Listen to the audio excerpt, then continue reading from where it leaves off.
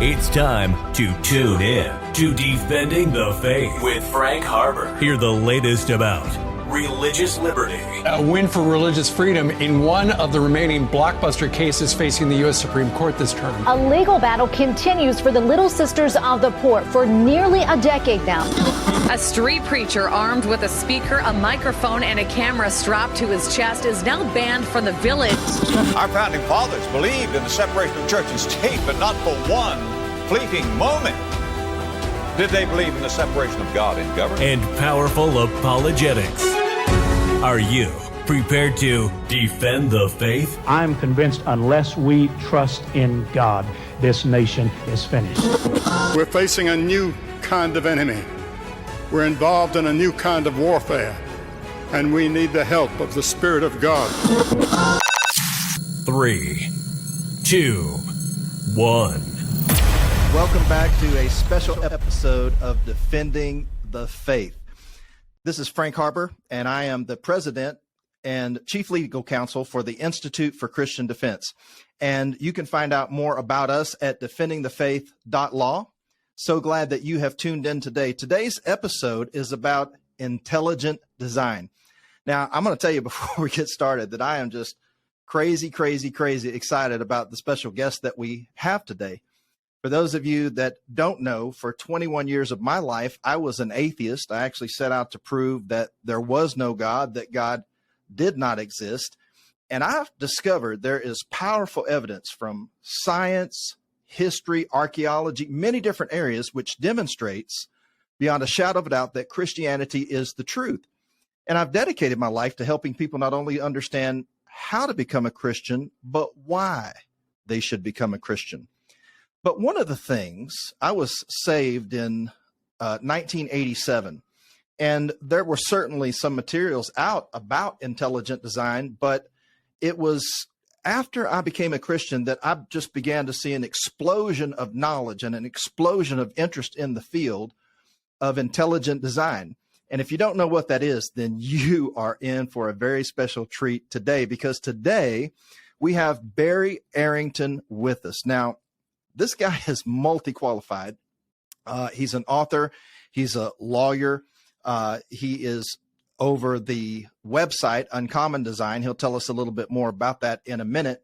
But he is, he's a lawyer. He's done some really big cases. In fact, last year, he took a case all the way to the Supreme Court, which he won.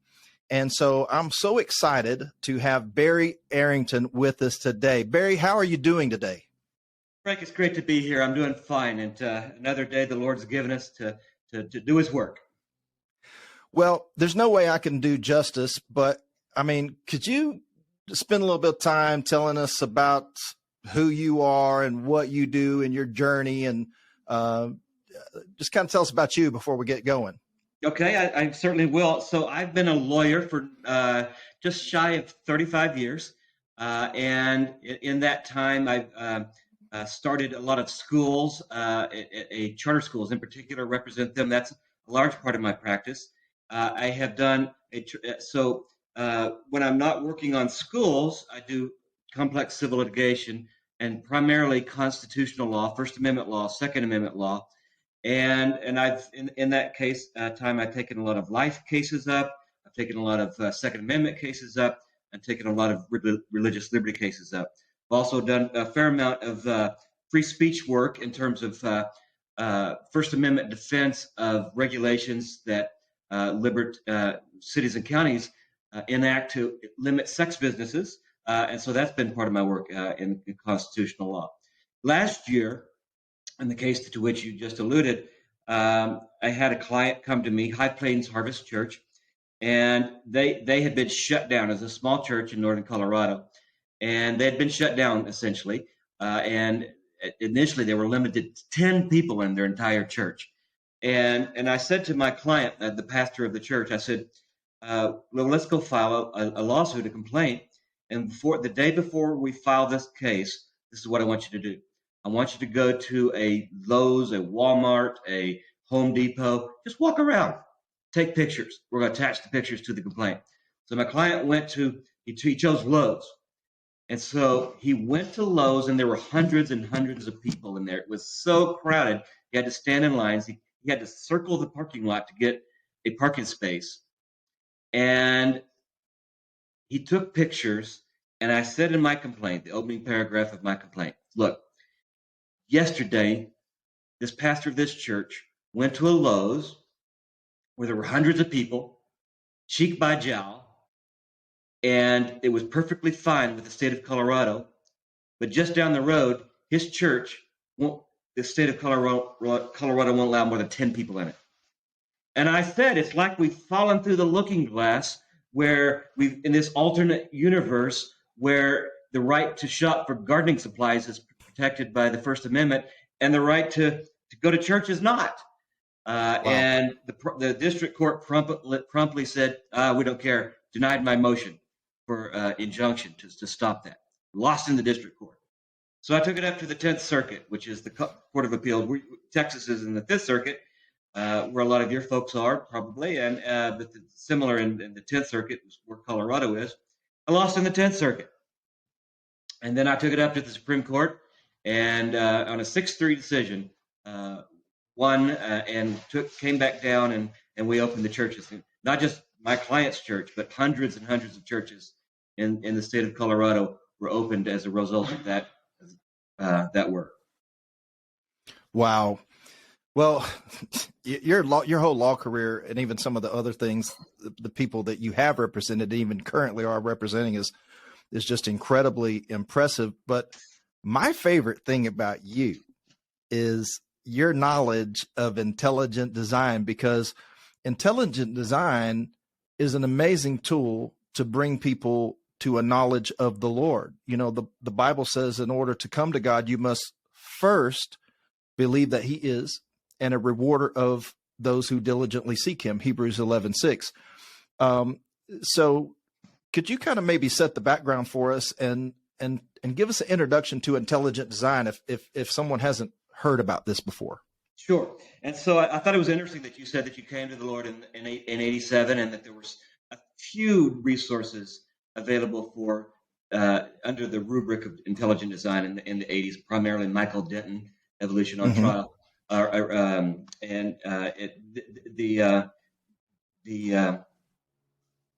case the book that I read that really touched off my interest in the intelligent design movement was by another lawyer, a guy named Philip Johnson. Yes. Who wrote Darwin on Trial in the early 90s. So about 30 years ago, I got involved in studying about the intelligent design movement. And in the 90s were in a very exciting time for the intelligent design movement. We really kind of got off the ground, where we had people like Bill Dembski doing the mathematical work and talking about the design inference from just pure math. We had people like Phil Johnson doing a lot of the philosophical work. We had Jonathan Wells. We had Michael Behe, Steve Myers. Some of these giants of the intelligent design community. In subsequent years, we had people like Douglas Axe, who's added to their work. And over the years, we've had a very impressive, I would say they have a very impressive, because I'm just kind of standing by and helping as much as I can. These other giants of the field are the ones who are actually doing the work of intelligent design. In 2006, Bill Dembski started the website uncommondescent.com. So it's just uncommon descent, kind of mashed into one word.com. And that is probably the largest blog devoted to intelligent design in the world today. And in 2008, Bill more or less handed the reins of Uncommon Descent to me, and I've been running it since then. But the first question someone ought to ask is, if you're talking about philosophy, you're talking about biology, you're talking about cosmology, you're talking about mathematics and statistics, what a lawyer got to do with all of that? and Phil Johnson answered that question fairly succinctly in Darwin on Trial, which a lot of people really kind of credit with kicking off the modern intelligent design movement. And he said this: a lot of Darwinism doesn't depend upon evidence or biology or kind of the fossil record. What it really depends upon is the subtle use of arguments and logic distorted. And so what's a lawyer's primary role? To look at the words, to look at the logic, and basically, in Phil Johnson's words, have his baloney detector on. And he and Phil said, you know what? When you actually look at it from a philosophical, logical, linguistic perspective, Darwinism doesn't depend upon the evidence. There's really not a lot of evidence supporting it. What it depends upon is faulty arguments and faulty logic.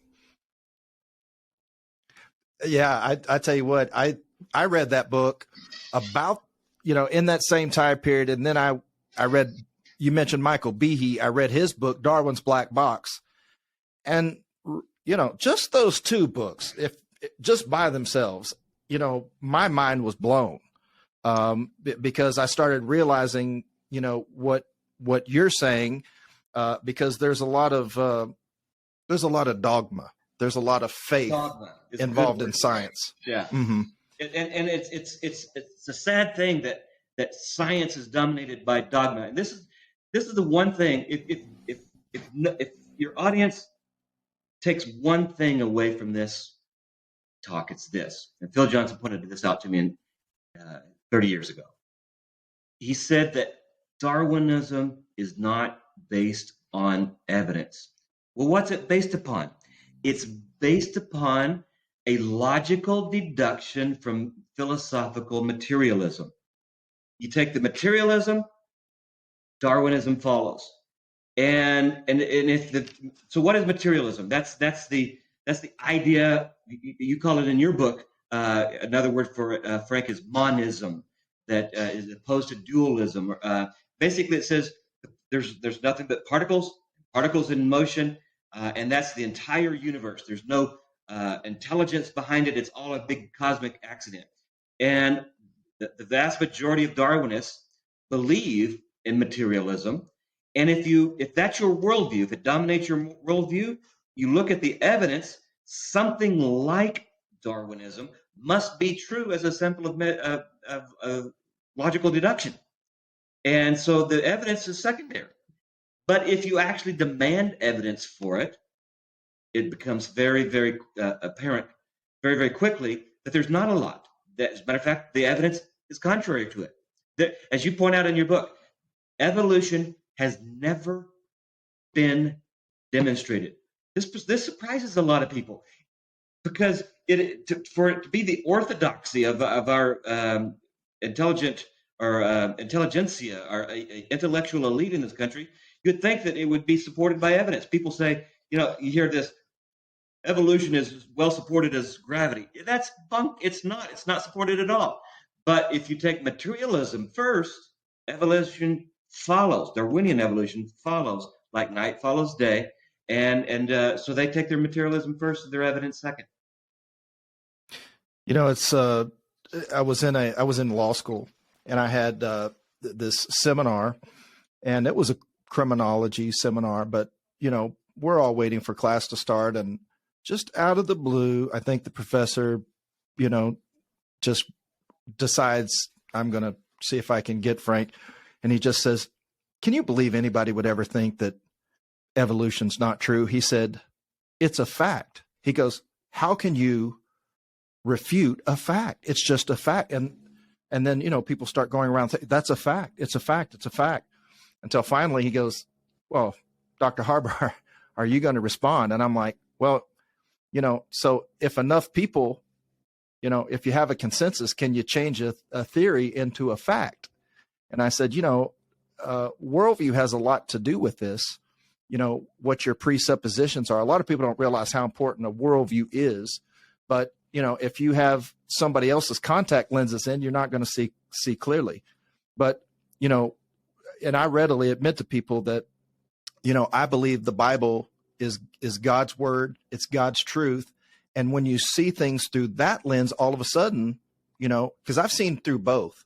I've seen through the lens of an atheist for 21 years of my life. And now the rest of it, I see through the lens of being a Christian. And, I started telling them, I understand what you're saying because I used to see things the way that you see. The question is, though, are you capable of seeing things another way. Exactly. And we'll take the example that he gave as the perfect example to demonstrate this very thing, because he was right. Evolution is a fact. It's an observable fact. No sane person believes that evolution didn't occur. But wait a minute, Barry, I thought you're an intelligent design guy. Didn't you just say that evolution didn't occur? There's no evidence for it? And here's where Phil Johnson comes in. Lawyers looking at words and what they mean and the logic behind them. Your law professor had engaged in the logical fallacy called equivocation, taking two words that mean different things and conflating them and doing a switcheroonie on you. So what do I mean by that? Evolution is a fact in this sense, that if you look at the fossil record, you will see that in the past, the biosphere is different than it is today. And so if all you mean by evolution is the biosphere used to look different than it does today, everybody believes in evolution because it's an observed fact. Mm-hmm. Well, what isn't an observed fact? What isn't an observed fact is the mechanism of evolution proposed by Darwin, which is typically given as random mutation selected for by natural selection, although there's some other glosses and nuances to that. But that's the basic story. That is not a fact. That's a theory that has never been demonstrated on a macro scale. And so he did a little equivocation. He took the word evolution that everybody believes in and substituted evolution that hasn't been demonstrated and pretended that they're the same thing. They're not.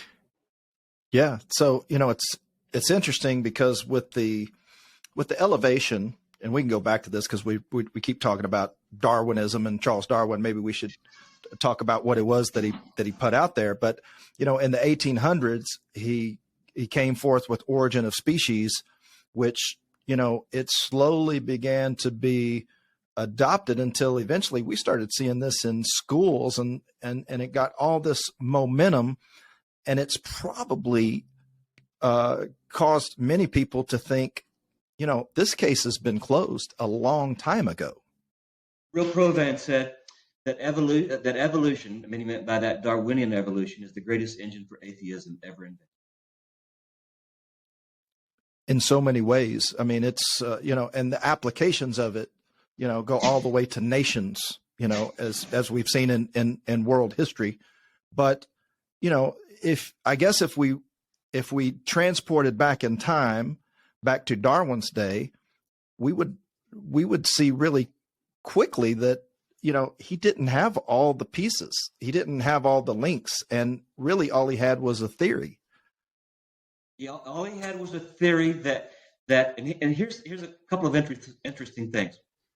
His theory, in some respects, was an extrapolation from artificial selection, basically breeding of animals. He said, look, you can breed a Chihuahua from the same stock that produces a Great Dane. So there's really a lot of variation that you can impose upon a particular species. And maybe, and here's where his leap was, you can go beyond the species. And so that was part of his theory. Well, what's the problem with that? He relied upon intelligent design to try to prove non-intelligent naturalistic design. That's a logical fallacy.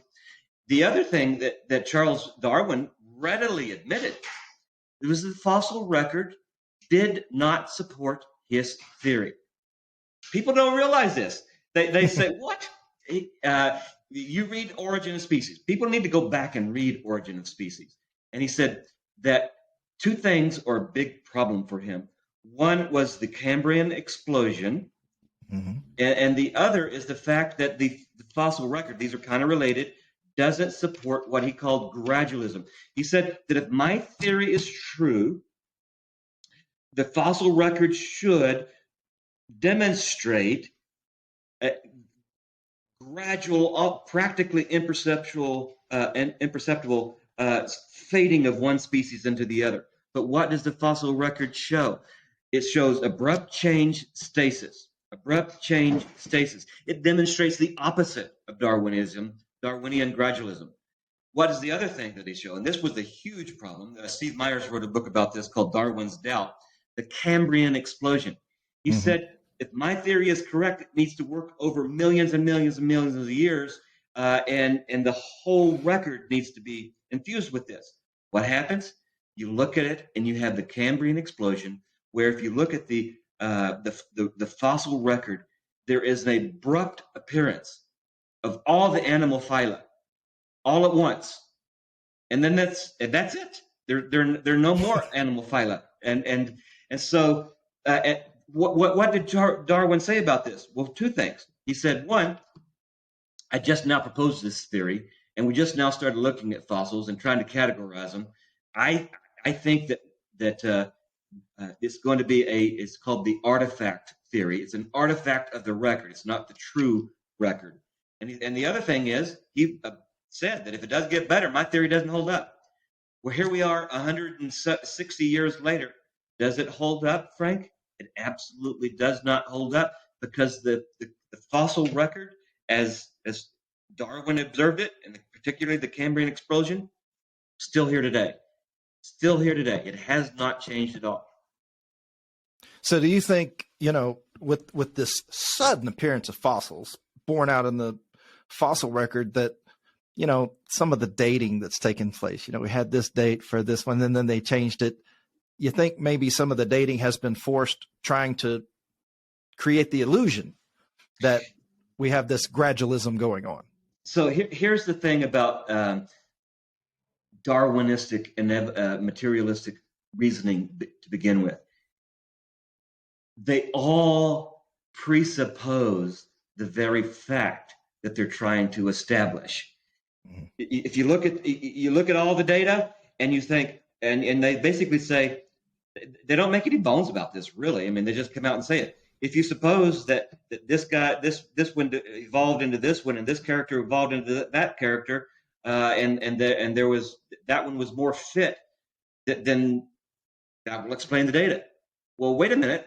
Aren't we trying to figure out what happened? We're not from the data, not impose our theory onto the data. David Berlinski, when you were talking about this imposing the theory and the interrelatedness of it, he has one of my favorite quotes. He says that dating the fossils from the rocks and dating the rocks from the fossils, kind of like two guys who jump off a cliff and they're grabbing each other in midair as they go down. He said, tight fit, major fail. And so, some people, though, because this presupposition is so ingrained, it's so tight, I've heard people who argue that intelligent design is not science, that can't be an option. That seems to be an outshoot of, failure to consider all the possibilities.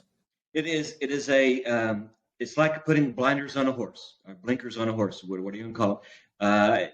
It says, these are conclusions we can't even consider to be possible. And I one of the articles that I wrote a couple of years ago is, well, what if it's true? You don't know for a certain fact that it's not true. I'm talking about intelligent design.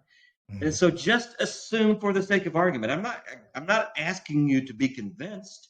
I'm not even asking you to say that it is true. I'm asking you to admit that there is some possibility that it's true. And if you admit that, which every reasonable person must, even Richard Dawkins will admit that there's some possibility that the biosphere was seeded by aliens. Mm-hmm. I said, if you admit to the mere possibility that it's true, then Darwinism fails, because and materialism fails, because what you've done is you've cut off an avenue of exploration that might conceivably lead to the truth. But they say, well, there's evidence for evolution. Well, there is no evidence for macroevolution. Well, what about the Darwin's finches at the Galapagos? And what about bacterial resistance to the vaccines and drugs? And the answer to that is yes, those things happen. But Darwin's finches grow bigger beaks, but over a course when there was less food, and bacteria grow resistant to drugs. But what has never been observed is a change from one species to another. The smog-beaked finches and the large-beaked finches were always there.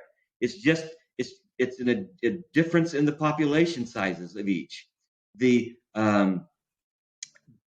bacteria, still a bacteria. It's not a new species of bacteria. And as Michael Behe demonstrated in The Edge of Evolution, this is the next book he wrote after Darwin's Black Box, it is not a gain of information. It wasn't a building of a new species. It was, how did they develop bacterial resistance?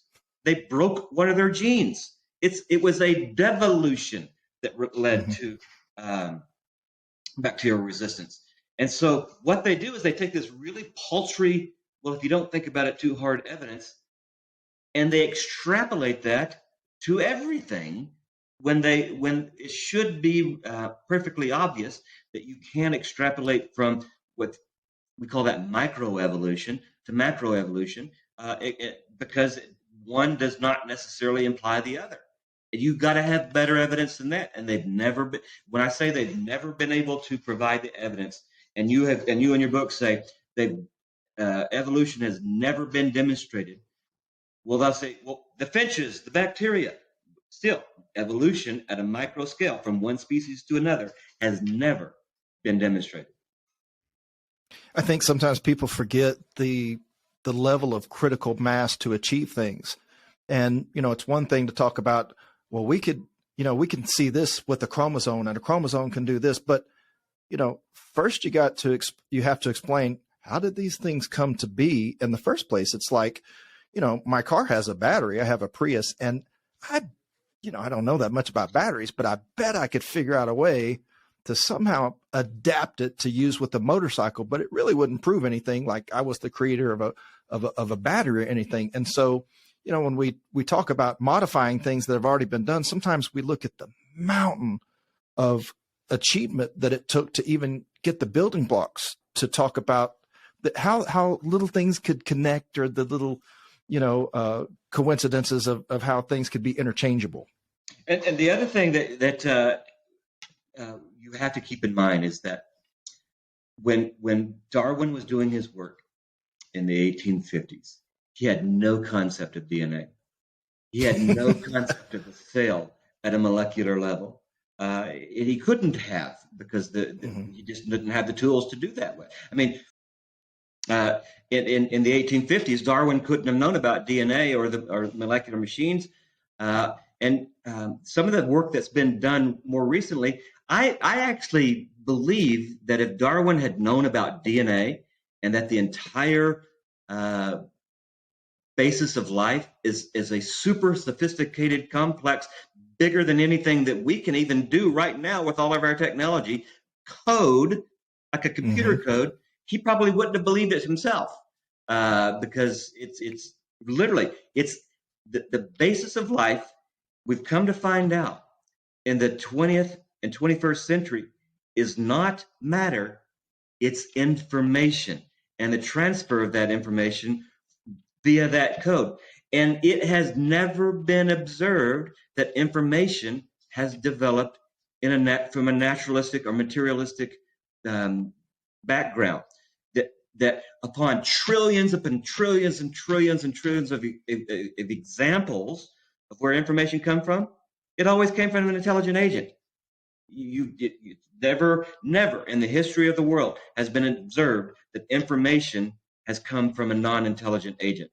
And so people say, well, intelligent design is a God of the gaps sort of theory, that you don't have any evidence to support it. And the answer is, it's not a God of the gaps theory. It's based upon taking known causes to an unknown cause and extrapolating. What's the known cause of information? Intelligent design. What's the cause of information that we're trying to develop for all of life? Well, if we all of us admit no one was there to see it happen, but if we see there's every example of information that we've ever observed, trillions and trillions of times, has been a intelligent agent. We extrapolate from that to this particular example of information, this exquisite code that we call DNA must have also been developed through an intelligent agent. I think you're right, because if you see a program, every single time, 100% of the time, you're going to find a programmer. Right. And so it's, I mentioned a moment ago that I was saved in 1987 in the late 80s. And I went to a junior college called Kilgore Junior College in East Texas, got 2 degrees from there. And it was in the mid 80s that they had what in that little bitty town was called the Kentucky Fried Chicken killings. Someone went into a Kentucky Fried Chicken. They took many people and they executed them. And for years, they could not find out who the killers were. But in, bagging the evidence for the crime scene, and my 2 degrees from Kilgore College are both in criminology, and I learned to do all that stuff. And I learned to do, fingerprints and take tire tracks and luminology, all this kind of stuff. But what they did was they did bag all that information. And later, when the information of how to understand DNA came out, they were able to link this to the very 2 people that did it, who were actually, in prison at the time, and they convicted the real killers for this. But, Barry, the more we understand about all these mechanisms, the more I'm convinced this is programmed information. This is from a programmer. I mean, it Absolutely. It hurts my mind to think that it couldn't be. And so people say, well, intelligent design is not science. Wait a minute. What you just described is intelligent design. It's science that everybody recognizes as science. So what is forensics? You just described forensics. Fingerprints, tire tracks, all of these things. So what happens? Let's say that a house burns down. You have a guy comes in from the fire department or the police department, and he examines the evidence. What is he examining the evidence for? Did that house burn down as a result of a natural cause, random events, or did it like lightning or something like that? Or did it burn down because of an intelligent cause? Well, how can you determine the difference? Here's how you determine the difference. Intelligence leaves indicia. Well, what are the indicia that intelligent leaves? Well, it leaves indicia of effects that were planned. And so what was the effect that was planned? Burning down the house. If you got an accelerant that you can see, there's an example of that accelerant didn't just get there by itself, it was planned. And so that's a very simple exercise of design detection is what we call it. Well, why can't we do design detection at a different level, at the level of the cell, at the level of the universe? You know that the universe is exquisitely fine-tuned for the appearance of carbon-based life on Earth. If many of the constants that we see in science were just a fraction of the way off, life would never have been possible in this universe. And so it's like saying, it's like the guy, to deny the exquisite fine-tuning of the universe as mere chance is like if you have 50 guys in a firing squad and a guy lined up against the wall and everybody fires and all 50 people missed. And he says, well, it must have been random chance because here I am. Nobody would believe that. That's silly. But that's the same thing. Just think of all those constants that have to be exquisitely fine-tuned are like one of those rifles firing at the guy. They have to all miss. But that's what the materialists say. Well, it had to be that way because here we are. And then, I think some of this too presupposes that some of these things that we're talking about have understanding because, to take this argument to the next level, you're talking about systems because what understanding could a vein or an artery have knowledge of a heart? Right. How all of this, like in a human body, if we just stop there, it all works together And we're talking about, a finger can't really know that it's a hand or part of a hand. How can you explain this without intelligent design? So my grandfather and I used to go out and we'd look for arrowheads. And how did we know that a particular piece of rock was an arrowhead or just another piece of rock? And what it was you could see the chips where an intelligent agent had worked on. Archaeology is another place where people look for indicia of design, and they make design inferences. And here's Michael Behe has done tremendous work in exactly what you're talking about. The purposeful arrangement of parts for a future plan. Nature cannot plan for a far-off event. It can only, under evolutionary theory, arrive one step at a time. And Darwin admitted this too.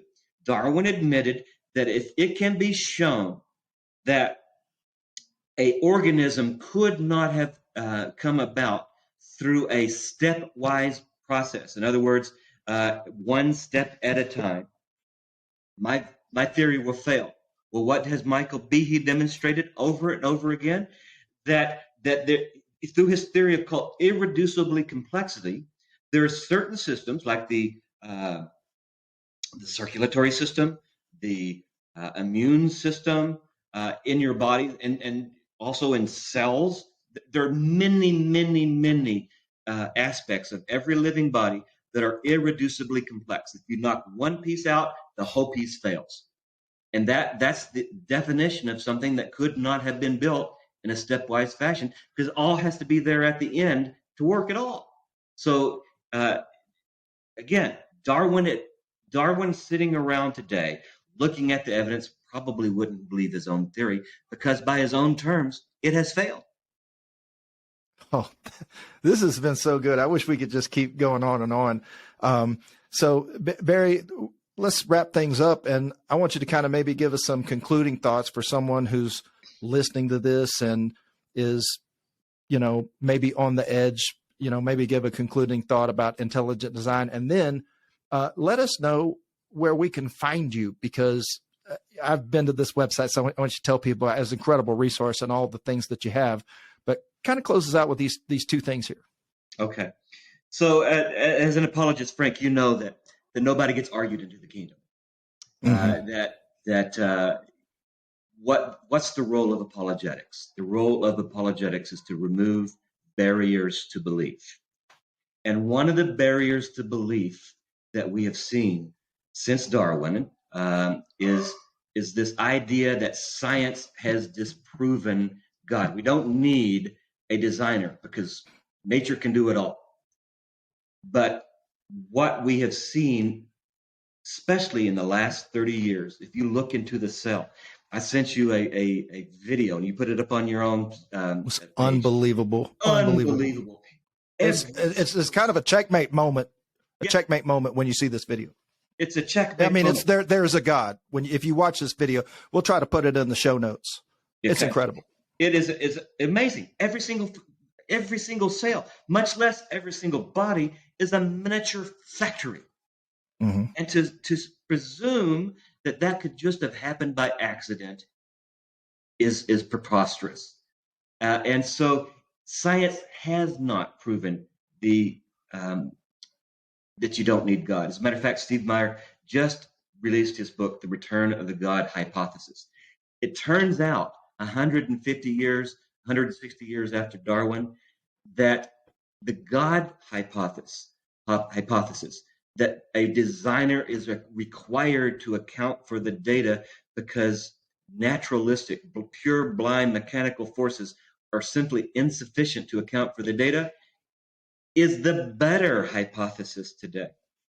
And so that is why people should not believe the lie that science has disproven the necessity of God. The purpose of intelligent design is to prove exactly the opposite, that the better hypothesis, the data support better the idea that there is a designer, and I believe the designer is God. And of course, the next step is, if there's a designer, who is that designer? And that's where the God of the Bible comes in. and he is the best candidate, in my view, for being the designer. Why? Because, Frank, the tomb is empty. Yes. Jesus Christ died. He was buried. He's resurrected, and he lives today. And so that's a different argument, one that you can well make than the argument from science and intelligent design. But you combine the two. You put it very well in your book, Proof. Prove it. Can you prove the existence of God epidoptically? In other words, like 2 + 2 is equal to 4. No, you cannot. Faith requires room for doubt. The very scripture you quoted, God has allowed room for doubt. But can you prove the existence of God to a reasonable probability? As lawyers, we know there are 3 basic standards of proof. There's proof by preponderance, just slightly more probable than not. There's proof by clear and convincing evidence. Yeah, it probably happened. And there's proof beyond a reasonable doubt, the criminal burden of proof, the highest burden of proof. In my view, if you look at the evidence in a disinterested, objective fashion, and you've come to this conclusion yourself after an exhaustive search, you cannot prove God epidoptically, like 2 + 2 = 4, but you can prove his existence beyond a reasonable doubt. And that is the story that I hope that people can examine for themselves. Don't just take it for granted what they say is true, because frankly, it's not. I started looking, I wrote an article a few years ago called I Haven't Found the Bomb Yet. When I first started looking into the intelligent design in the early 90s, it became more and more convincing. And I kept looking for the bomb. What's the bomb? Well, all the other, we're still a minority, and a lot of the scientists, the world's leading scientists, believe in Darwinism and materialism. And I thought, well, there's got to be some truth bomb that I've missed, and I'm going to stumble across it, and it's going to destroy my beliefs. 30 years later, Frank, still looking for the bomb. Haven't found it yet. And so I'm beginning to believe the bomb's not there. God bless you, my friend. Amen. Amen. Okay, so how do we find out more about where your stuff is? Okay, if you want to look at our blog, uncommondescent.com, it's just spelled out, uncommon descent, like in going down.com, and we have new content every single day. We have several writers, and it's all good content. It's 2 things. It's news and opinion. A lot of it is just news from the world of origins. A lot of it is opinion. I wrote a piece just yesterday about how the determinism can't be true because it's the snake. I read that one. It's good. It's good. It's the snake that eats its own tail. And consciousness. The 2 things that I really focus on in my work, because they depend more on logic than anything else, is consciousness. How can consciousness evolve from non-living things? And the answer is it can't, because they're different substances, they're different types of things. It's impossible. So go to uncommondescent.com. If you want to look at some of my legal work, you can go to arringtonpc.com, which is my law firm's website. And I hope to see some of your viewers get involved in Uncommon Descent. You can. One of the nice things about Uncommon Descent is you want to get involved in the discussion. We have a com box, and I will interact with you on my articles, and the other writers will too. So, and here's an interesting thing about Uncommon Descent. It is not an echo chamber. If you read the com box underneath my article, you will see that materialists could get in and they mix it up with us. They hold our feet to the fire, and they require us to prove our case. God bless them. I don't want an echo chamber. That's boring. Well, you want to go to this site. I mean, that's where the plutonium's made, is all I'm going to say. So thank you for being on our show. Remember to find us at defendingthefaith.law. You can support us. It makes episodes like this possible. You can get a copy of a free ebook that we've just done. It's called Objection Overruled, and learn how to answer the big objections to Christianity. God bless everyone, and we will see you in the next episode.